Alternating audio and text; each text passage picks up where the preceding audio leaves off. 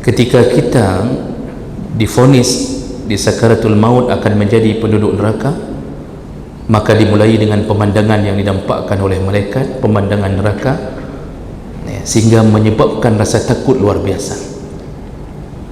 Lalu kemudian kita tahu rombongan malaikat maut yang datang, itu rombongan, bukan satu malaikat dalam hadis riwayat Ahmad. Rombongan malaikat maut yang datang membawa kain kafan dari neraka, berbau busuk sekali. Lalu kemudian dicabut nyawa kita dengan cara digertak oleh malaikat, sehingga menimbulkan rasa takut yang luar biasa. Jadi tersiksa dalam keadaan seperti itu sudah tahu semua vonisnya. Nah, jadi dalam alam kubur tinggal menjalani fase berikutnya.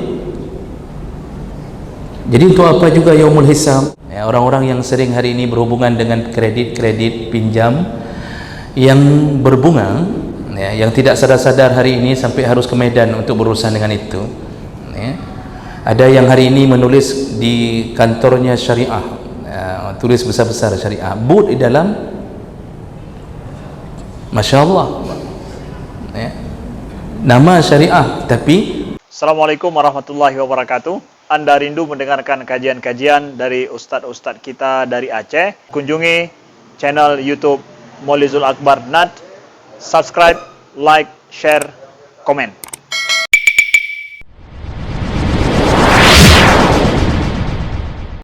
Assalamualaikum warahmatullahi wabarakatuh. Alhamdulillahirabbil alamin. Hamdan katsiran tayyiban mubarakan fihi. Asyhadu an la ilaha illallah wahdahu la syarika lah. Wa asyhadu anna Muhammadan 'abduhu wa rasuluhul karim. Allahumma shalli wa sallim ala nabiyyina al-mustafa Muhammadin wa ala alihi wa ashabihi ajma'in. Amma ba'd. Rabbi shrah li sadri wa yassir li amri wa hlul 'uqdatan min lisani yafqahu qawli. Segala puji bagi Allah, kemudian salawat dan salam kepada Rasulullah, pada keluarga dan seluruh sahabat-sahabatnya. Bapak dan Ibu jamaah salat maghrib dan isya yang Allah muliakan, insyaAllah kita akan sambung masih dalam pembahasan fadilah menjadi umat Muhammad atau beriman kepada Nabi Muhammad sallallahu alaihi wasallam. Di pertemuan yang lalu kita membahas di antara kemuliaan yang Allah beri kepada kita, yaitu kita dijadikan sebagai umat yang terakhir, penutup zaman sebelum kiamat terjadi. Dan itu adalah kasih sayang Allah dan hikmahnya. Kita sekedar mengingatkan kembali di antara hikmah kenapa Allah menjadikan kita sebagai umat yang terakhir, yaitu agar kita bisa mengambil pelajaran dari umat-umat terdahulu. Kesalahan mereka tidak kita ulang, kesalehan mereka hendaknya kita ulang-ulang. Sedangkan mereka pun tidak tahu keadaan kita. Jadi itu hikmah terbesar. Jadi setelah semuanya dibuat percaturan di atas muka bumi oleh Allah, ditinggalkan kita di ujung untuk mengambil banyak pelajaran dari umat-umat terdahulu. Lalu kemudian hikmah kedua, ditutup aib kita kepada umat-umat terdahulu, karena mereka tidak mengetahui tentang sejarahnya kita, tapi kita mengetahui sejarah mereka. Jadi begitu baiknya Allah kepada umat Muhammad sallallahu alaihi wasallam. Dan yang terakhir adalah kita dijadikan umat terakhir agar tidak terlalu lama menunggu di alam barzakh. Barzakh ini adalah destinasi pertama akhirat. barzakh, artinya dinding pemisah atau pembatas, dan dia pos pertama yang bernama akhirat. Utsman bin Affan radhiyallahu anhu disebutkan dan diceritakan dalam hadis dari riwayat Ahmad dan Tirmizi dengan derajat yang hasan dari Hani, mantan budaknya Utsman bin Affan. Beliau menceritakan, kana Utsman iza waqafa ala kabrin baka.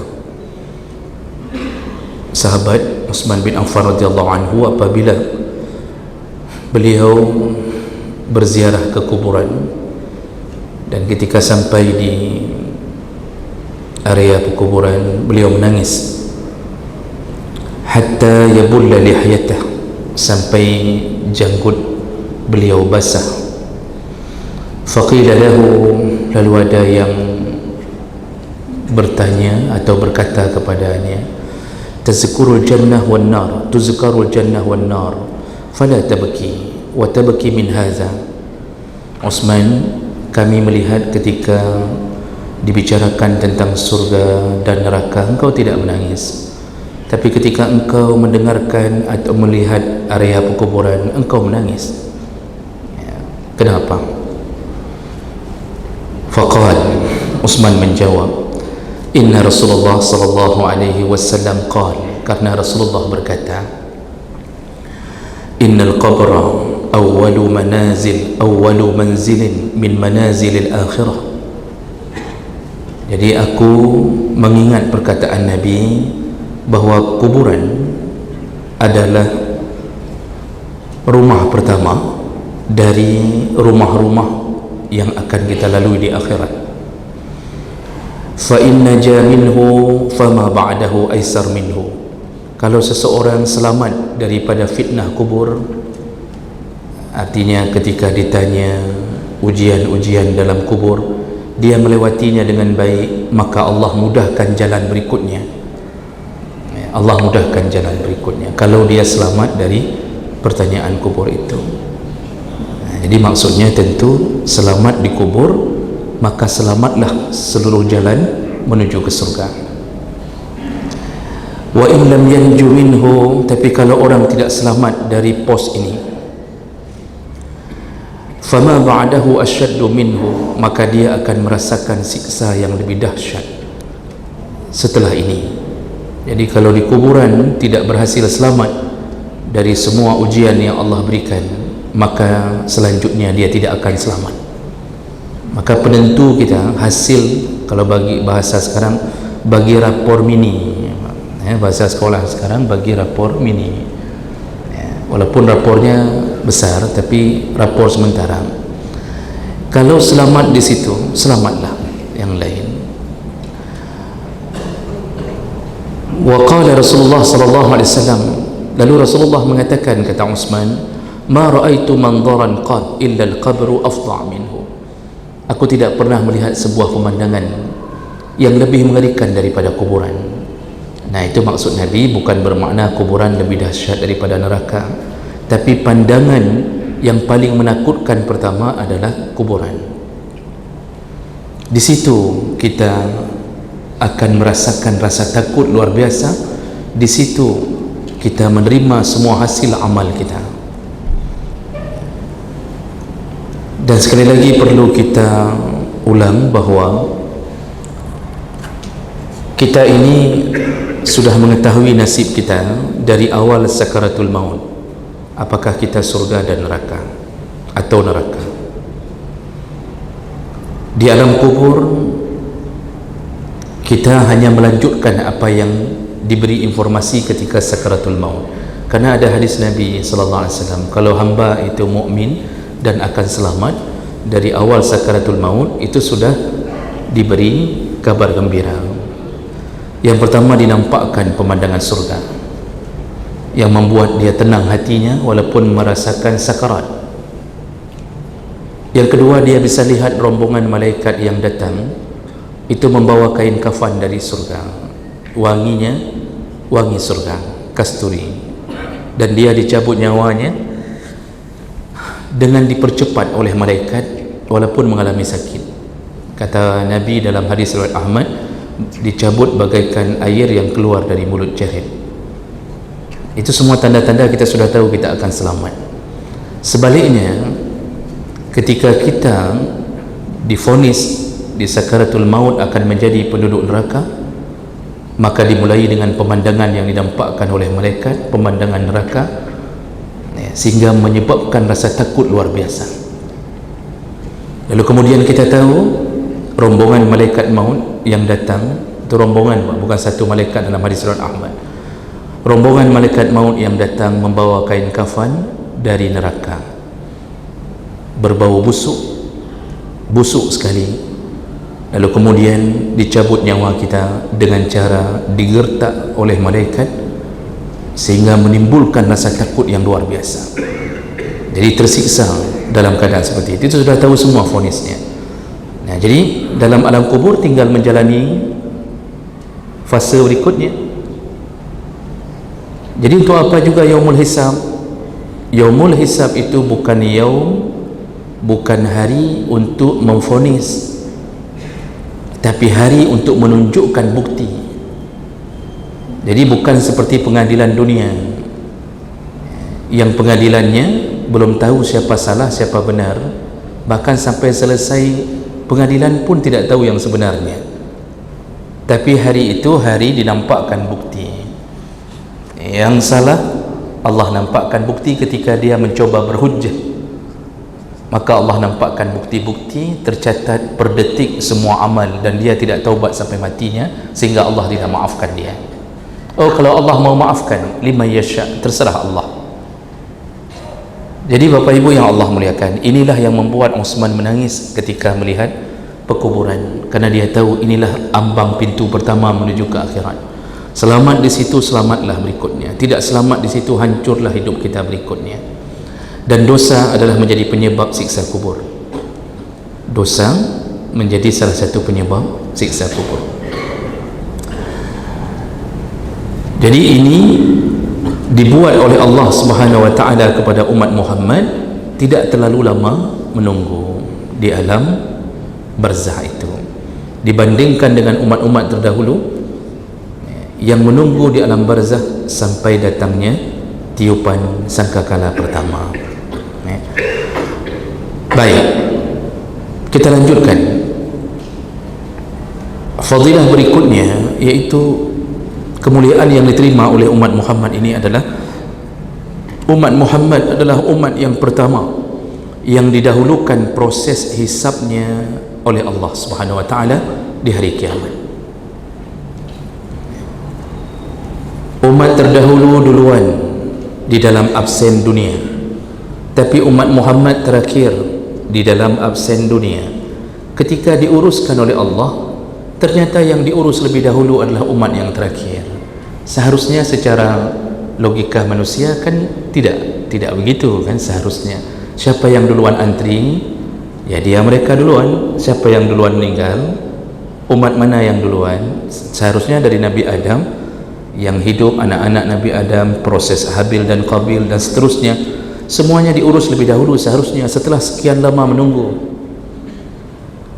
Tapi keagungan Nabi Muhammad memutuskan Allah Subhanahu wa taala memilih umat Muhammad untuk diproses lebih dahulu. Dan ini tentu tidak menimbulkan protes dari umat-umat terdahulu. Apa yang mereka protes? Karena mereka pun tunduk kepada kekuasaan Allah dan suka-suka Allah. Namun di antara suka-suka Allah, ternyata Allah suka agar umat Muhammad dibereskan lebih dahulu. Kita kan tahu Bapak Ibu bahwa antri itu tidak menyenangkan. Kita antri BBM saja, begitu ada yang potong jalur, maka kita potong dia. Kan begitu ceritanya. Berani potong jalur, habislah. Itu padahal tidak lama antrinya, cuma sekitar 10 motor. Kita tidak terima kalau seandainya ada yang lebih, kita luan antri, tiba-tiba dipotong dari belakang. Kita tidak terima. Tapi kejadian di akhirat dengan berbagai macam ujian yang diberikan Allah, kita dibereskan lebih dahulu sampai habis umat Muhammad sallallahu alaihi wasallam. barulah umat-umat lain dihitung, dibereskan urusan. Jadi umat lain sudah lama menunggu, antri lagi di padang mahsyar, apalagi kurangnya Allah kepada kita. Maka sungguh luar biasa kedurhakaan yang umat Muhammad buat di saat dia tidak tahu Allah begitu sayang padanya. Hadis dari Abi Hurairah radhiyallahu anhu qala Rasulullah sallallahu alaihi wasallam, nahnul akhiruna min ahli dunia. Kita ini, kata Rasulullah, adalah golongan terakhir di dunia. Wal awwalun yaumal qiyamah, tapi kita diawalkan di hari kiamat. Al-muqda lahum qabla al-khalaiq, dan diputuskan urusan kita sebelum semua makhluk lain diputuskan urusannya. Ini kata Nabi sallallahu alaihi wasallam, hadis riwayat Bukhari dan Muslim. Dalam hadis dari Ibnu Abbas radhiyallahu anhu, anna Nabi sallallahu alaihi wasallam qala, Rasulullah berkata, nahnu akhirul umam, kitalah umat yang terakhir. Wa awwalu man yuhasab, dan kitalah umat pertama yang dihisab oleh Allah Subhanahu wa taala. Terakhir tapi awal dihisab. Yuqal, nanti ketika semua sudah berdiri di padang mahsyar, maka Allah berkata, ainal ummatul ummiyah, mana umat yang nabinya buta huruf, mana umat yang dulu nabinya ummi, tidak bisa baca, tidak bisa tulis. Ini menunjukkan bahawa kita dimuliakan, dan salah satu yang membuat kemuliaan itu adalah kekasih Allah yang bernama Muhammad sallallahu alaihi wasallam.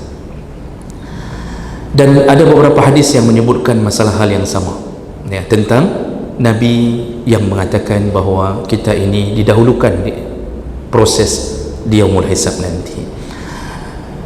Bapak Ibu yang Allah muliakan, sekedar penambahan informasi, tentu kita akan bertanya tentang apa yang terjadi ketika kita berada di alam barzakh, lalu kemudian apakah kita hidup ataukah kita mati.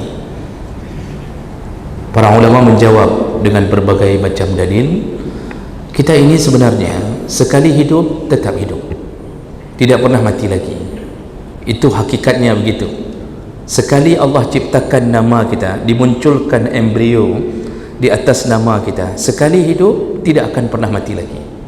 Jadi yang namanya meninggal dunia itu apa? Itu hanya intiqal, itu hanya pindah dari satu alam ke alam yang lain.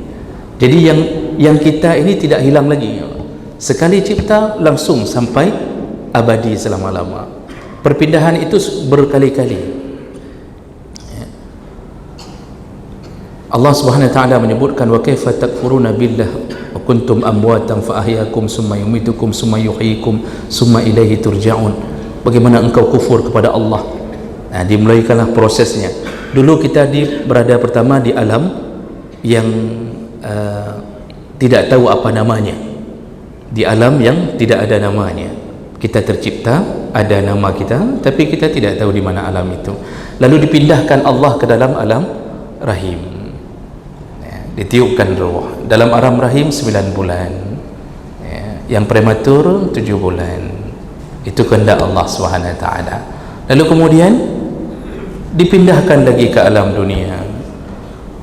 Di alam dunia dipindahkan lagi prosesnya ke alam barzakh. Dari alam barzakh pindah ke alam mahsyar. Dari mahsyar menuju ke yaumul hisab, yaumul mizan, dan seterusnya sampai menuju kalau bukan surga dan neraka. Matikah di sana? Tidak mati-mati. Maka nggak ada cerita mati. Jadi yang namanya meninggal itu bukan mati dalam hakikat Allah, hanya proses untuk berpindah. Kalau begitu, di alam kubur kita sebenarnya hidup. Cuma ada beberapa dalil yang mengatakan bahawa bagi orang beriman itu tidak dibebankan syariat, kita istirahat, tidur, istirahat, ya. Kan makanya waktu dibangkitkan itu, semua orang beriman dan orang-orang yang tidak beriman, ya, juga mengatakan perkara man ba'asana mim marqadina hadza, siapa yang membangkitkan kita dari tidur kita? Tidur adalah istirahat bagi siapa yang lelah di dunia dengan amal saleh. Tapi bagi mereka yang disiksa, mereka tidak bisa tidur, disibukkan dengan siksaan itu. Apa yang terjadi berikutnya? Kita tunggu. Bosankah kita di alam barzah? Tergantung. Kalau kita orang yang telah lelah di dunia, maka alam barzah adalah sebuah tempat yang menyenangkan. Tidak ada lagi salat, tidak ada lagi beban mencari nafkah, tidak perlu lagi salat tahajud, salat duha, tak perlu lagi puasa Senin Khamis, tak perlu lagi buat macam-macam minuman untuk buka puasa, tak perlu mikir. Jadi tak ada lagi, istirahat betul. Paling sore-sore dibangunkan oleh Allah semuanya, nonton bareng, iaitu nonton surga. Cuma baru boleh nonton, tidak boleh merasakannya. Di situ kegembiraan meluap-luap. Semua kemudian berseru, ya Allah, percepatlah kiamat.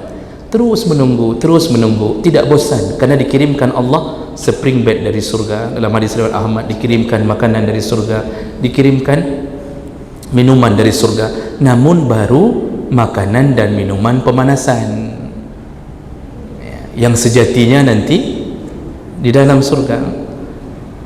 Jadi nggak bosan, hidup terus dimuliakan. Siapa yang menemani kita? Amal saleh.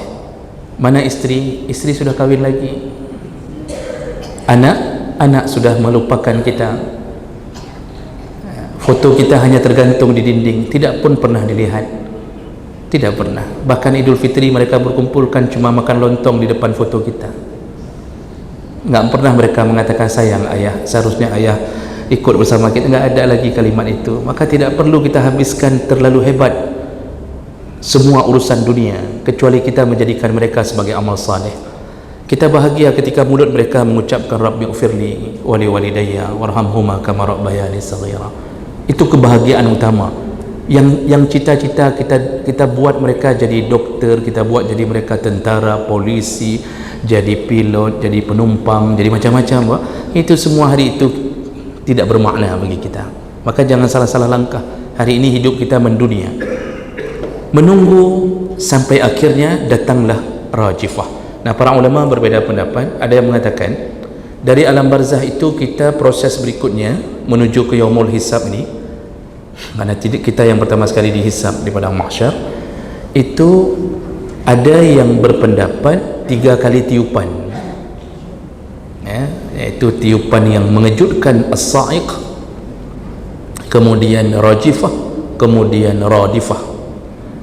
Jadi tiupan pertama tiupan mengejutkan, pingsan semua. Kemudian diikuti dengan rajifah, tiupan mematikan, pingsan semua, kemudian mati. Tiupan kedua, itu pandangan pertama.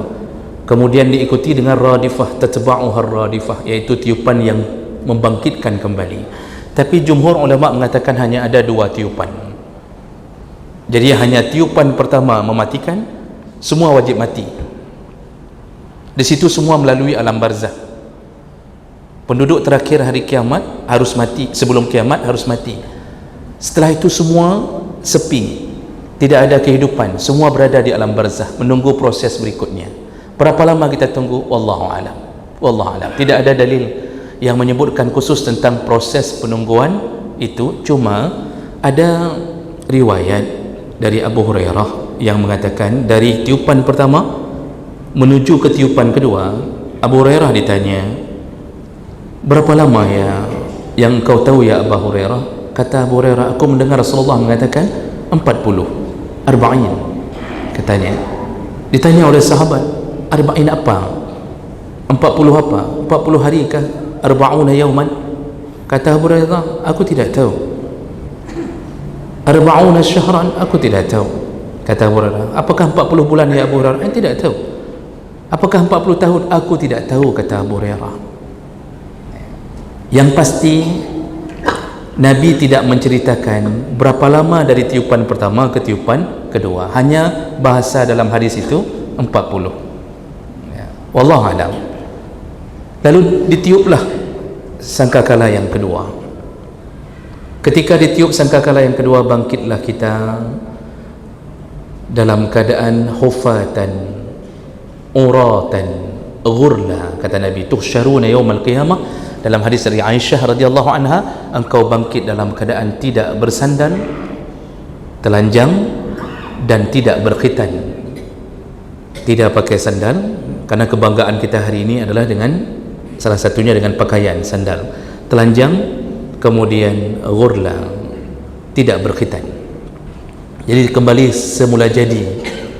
Kalau kata orang Melayu, kembalinya ke semula jadi, seperti bayi, cuma bayi besar, Pak, seperti lahir kembali. Hana tepu. Aisyah kemudian bertanya kepada Rasulullah dalam hadis ini, ya Rasulullah, kalau begitu semuanya telanjang, bukankah yang perempuan bisa lihat laki-laki, yang laki bisa lihat perempuan? Karena ini kan gambaran kita hari ini, telanjang itu membangkitkan penglihatan orang. Apa jawaban Nabi? Ya Aisyah, al-amru yawma izin asyaddu min ayyuhimmahum zak. Wahai Aisyah, kengerian di hari itu membuat orang tidak bisa melihat ke sampingnya. Kedahsyatan hari itu, rasa takut. Bagaimana nasib kita, neraka, surga. Walaupun kita sudah tahu tadi kita bahagia, tapi tetap tercipta rasa takut.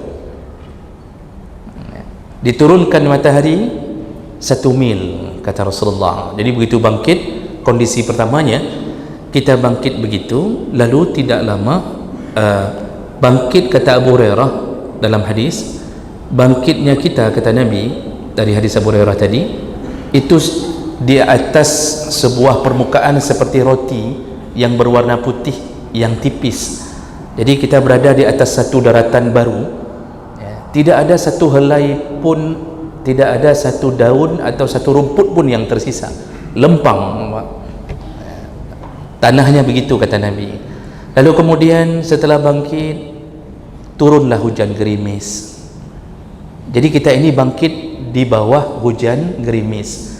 Kata Nabi, tumbuhlah kita satu-satu bangkit seperti anak kacang tumbuh, seperti keluar dari bijinya tumbuh semuanya. Berdirilah sesuai dengan amalan masing-masing. Orang-orang kafir dibalikkan kepalanya ke bawah, kakinya ke atas. Mereka berjalan dengan wajah ke bawah. Sahabat bertanya, mungkinkah begitu ya Rasulullah? Kata Rasulullah, hari ini Allah mampu menciptakan engkau kaki ke bawah, kepala ke atas, begitu pula Allah mampu untuk membalikkannya. Kafir kepala ke bawah, kakinya ke atas. Orang-orang yang ahli maksiat dari golongan mukmin bangkit sesuai dengan amal saleh dan amal buruknya. Allah ceritakan contoh para pemakan riba, orang-orang yang sering hari ini berhubungan dengan kredit pinjam yang berbunga, yang tidak sadar-sadar hari ini sampai harus ke Medan untuk berurusan dengan itu. Ada yang hari ini menulis di kantornya syariah, tulis besar-besar syariah, but di dalam, Masya Allah, nama syariah tapi mengolok-olok Allah Subhanahu Wa Taala, tetap dia lakukan riba. Apa yang terjadi pada pelaku ini? 4 golongan, kata Nabi, terlaknat: pemakannya, nasabahnya, saksinya, dan penulisnya. 4-4-nya sama semua dosanya. Berapa besar dosanya? Seperti berzina dengan ibu kandung sendiri. Karrajul ya'ti ummah, dan bisa lebih besar daripada zina. Asyaddu min sittah wa salasina zinyah. Hari ini orang dengar berulang-ulang tapi tidak percaya dengan janji Allah. Allah sebutkan dalam Al-Quran ketika mereka bangkit, para pelaku riba ini, orang-orang yang mengejek Allah, mengolok-olok Allah di dunia.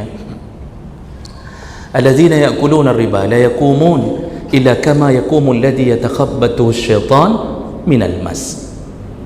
Para pelaku riba, mereka tidak bangkit kecuali seperti bangkitnya orang yang kesurupan syaitan. Jadi di padang mahsyar itu nanti ada yang menggelepar-gelepar. Siapa dia?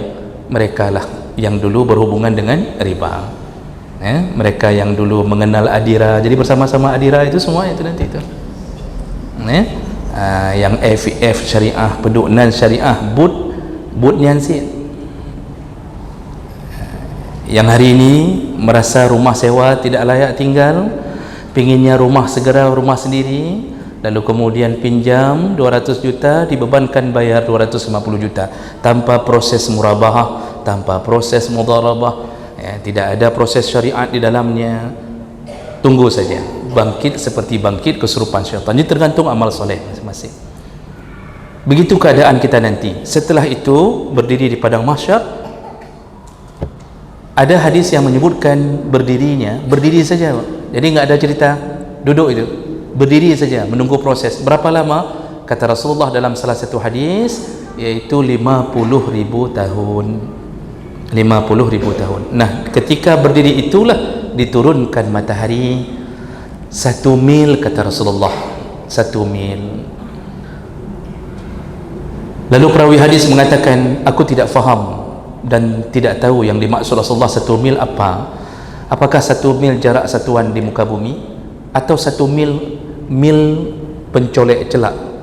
Karena mil itu dalam bahasa Arab ada dua makna. Yang satu bermakna masafatul ard, iaitu jarak satuan di muka bumi. 1 mil berarti 1000 berapa? 1000 km, 1500 km ya, 1500 km. Sedangkan jarak matahari di hari ini dalam satuan astronomi 150 juta kilometer. Hari ini 150 juta kilometer. Menyengat, subhanallah. Bagaimana kalau Allah turunkan 1 mil cuma 1500 kilometer? Hari ini saja, Pak, tadi sebentar saja keluar, kita pingin hujan lagi. Begitu pingin turun hujan, kita pingin matahari lagi. Memang kita ini khuliqah halu'a, nak beres-beres urusan. Keluar matahari seumtah lagu, bedih hujan. Begitu hujan, hana jibit-jibit matahari lagu. Begitulah keadaan kita. Kalau diturunkan 1 mil, hancur. Maka Rasulullah mengatakan mereka keluar keringat sesuai dengan dosanya. Ada yang berkeringat hanya sampai di bawah ak'abain, di mata kakinya. Itu berarti dosa-dosa ada, tapi enggak terlalu banyak lah. Kemudian model yang kedua sampai ke betisnya, kemudian sampai fakhizai, ke pahanya, tergantung dosa. Dan yang paling hebat dosanya ketika mereka tenggelam sampai ke telinganya, tenggelam oleh keringatnya sendiri, kata Nabi SAW, orang-orang yang berdosa. Nah, kemudian makna kedua kata perawi hadis, bisa jadi yang dimaksud Rasulullah mil itu adalah pencolek celak. Kalau pencolek celak berarti cuma sejengkal. Nah, ini yang patut kita hati-hati sebelum menghadapi hari itu. 7 golongan Allah lindungi, tidak terkena sengatan matahari, tidak panas, mereka lindungi, yaitu hari yang cuma dilindungi dengan perlindungan Allah. Itu 7 golongan yang kita sering dengarkan hadisnya. Nah, Bapak Ibu yang Allah muliakan, ketika kita umat Muhammad dihisab pertama, di antara kita umat Muhammad ini, golongan siapa yang dihisab? Golongan mana yang dihisab pertama? Ada 3 golongan yang dihisab pertama. Jadi ini sudah mulai proses hisab nih, Pak. Yang pertama 3 golongan.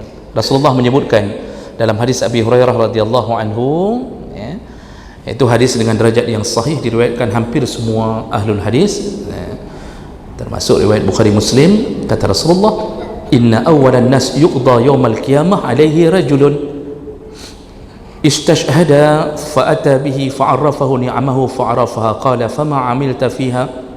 Jadi orang pertama yang dihisab, golongan pertama adalah para syuhada, orang-orang yang syahid di medan perang. Lalu kemudian dinampakkanlah nikmat ketika menjadi orang yang syahid. Setelah menampakkan nikmat, dia terkagum-kagum dengan pahala, dengan janji Allah itu. Lalu kemudian Allah tanya, fama amilta fiha, apa yang engkau lakukan dulu sehingga engkau terbunuh di medan perang ini? Qal qataltu fika hatta istashhadtu, ya Allah, aku dulu berjuang sampai aku syahid karenamu ya Allah. Fika, aku berjuang karenamu ya Allah. Qal, lalu Allah jawab, kazzabta, engkau berbohong. Jadi manusia di saat itu yaumul hisab hanya nampakkan hujjah, dinampakkan hujjah, engkau bohong. Jadi proses pengadilan ada, Allah ingin nampakkan kebenarannya. Jadi jangan sampai manusia mengira Allah zalim. Engkau bohong, kata Allah, walakinnaka qatalta li ayyuqal jari, engkau menuju ke medan perang bukan karena aku, tapi karena engkau ingin dipuji sebagai pahlawan, engkau ingin dikenal sebagai pemberani. Kan ada orang hari ini yang ngakunya karena Allah, padahal tujuannya supaya diakui sebagai pemberani. Jadi asal sudah masuk ke dalam buku susunan nama pahlawan, kaji. Itu kebohongan yang dibuat oleh orang pertama di Yaumul Hisab. Jadi ini orang yang pertama yang akan dihisab.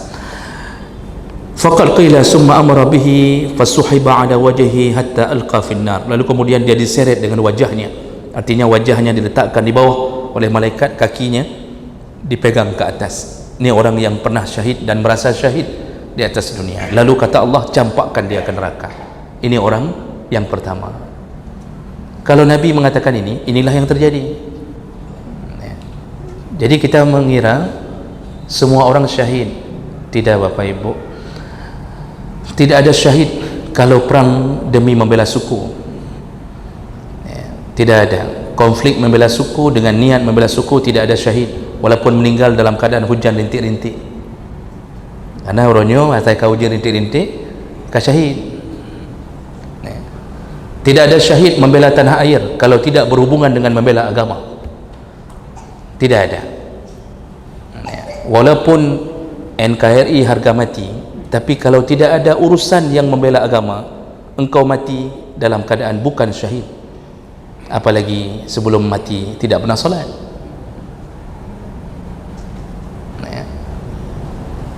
Tapi kalau berhubungan dengan agama, dulu orang Belanda ingin menguasai kita, Portugis ingin menguasai kita. Kalau para ulama dulu tidak berjuang mempertahankan tanah ini, maka kita hari ini, Pak, senasib dengan orang-orang yang di timur. Kita mungkin sudah menjadi Nasrani.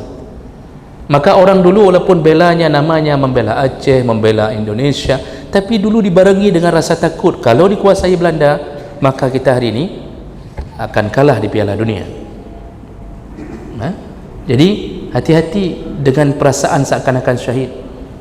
Ini orang syahid saja sedikit niatnya salah, langsung bermasalah. Ini apalagi niatnya memang total salah kadang-kadang. Siapa yang kita bela? Adakah unsur agama yang kita bawa? Jadi Bapak Ibu yang Allah muliakan, ini orang pertama. Kemudian dilanjutkan oleh Nabi, dibawalah golongan yang kedua, yaitu rajulun ta'allama al-ilma wa 'allamahu wa qara'a al-Quran, yaitu para ahli ilmu yang dulu sibuk belajar menuntut ilmu, lalu kemudian dia belajar Al-Quran, dia belajar Quran, dia hafal Quran. Fa'ata bihi, didatangkan di depan Allah, fa'arrafahu ni'amahu fa'arafaha, lalu kemudian dinampakkanlah nikmat orang-orang yang menuntut ilmu. Nikmat dinampakkan surga, ini surga orang menuntut ilmu, ini ahli Al-Quran di sini rumahnya, ini begini, dinampakkan dulu oleh Allah. Setelah dia melihat, dia terkagum-kagum. Qala, lalu Allah bertanya kepadanya, fama amilta fiha, apa yang kau lakukan untuk mendapatkan nikmat itu dulu? Qal, ta'allamtul ilma wa 'allamtuhu wa qara'tu fika al-Quran. Ya Allah, aku dulu menuntut ilmu, ku ajarkan orang, ku belajar Al-Quran karenamu ya Allah, hanya karenamu ya Allah, ku mengharap ridhamu ya Allah. Lalu Allah berkata, kazzabta, engkau bohong. Walakinnaka ta'allamta al-ilma liqal alim, tapi engkau belajar ilmu untuk dikenal sebagai alim. Wa qara'ta al-Quran liqal huwa qari, lalu engkau belajar Quran agar engkau terkenal sebagai qari. Ini penyakit orang tuntut ilmu, Pak. Salah niat, hancur di akhirat. Kita orang tua berperan penting dalam meluruskan niat anak. Banyak orang tua hari ini kirim anak ke pesantren, lalu kemudian sebelum masuk pesantren orang tuanya mengatakan, nak belajar baik-baik ya nak, hafallah Quran, pokoknya semua kitab kamu kuasai, bahasa Arab harus bisa, bahasa Inggris juga harus bisa ya. Mama berharap kamu jadi penghafal Quran yang akan memberikan mahkota ke kepala kami, lalu engkau sempatkan jubah di pakaian kami, di badan kami. Nak belajar, karena nanti kalau engkau sudah hafal Quran, engkau bagus, ilmu bagus, engkau bisa jadi penceramah, engkau bisa menjadi imam. Sekali jadi imam tarawih nak, itu 500.000 dikasih. Alih betul 500.000 bayar tayang lepas. Kalau ceramah berapa? Itu rahasia kami, Pak. Itu dicita-citakan oleh orang tuanya, belajar bagus-bagus. Orang hari ini Masya Allah mudah cari uang dengan Al-Quran, dengan ilmu, belajar baik-baik ya. Kalau sudah hafiz nak dipakai di mana-mana, masjid berebut engkau. Satu malam 500.000 kalau engkau berdiri tarawih, 30 malam 500.000 kali 30 15 juta, Masya Allah, Ramadan saja.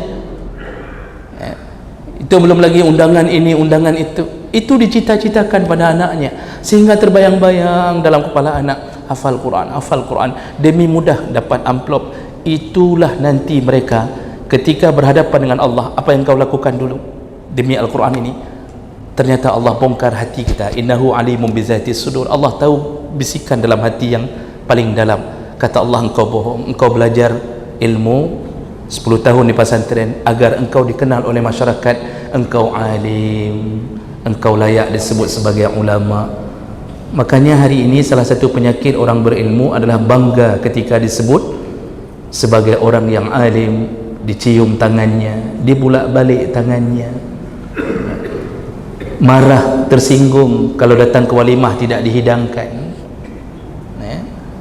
Jadi kalau datang walimah, dia berharap semua orang, Ustaz, Masya Allah Ustaz ada tempat VIP di sana ada rendang, di sini nggak ada Ustaz.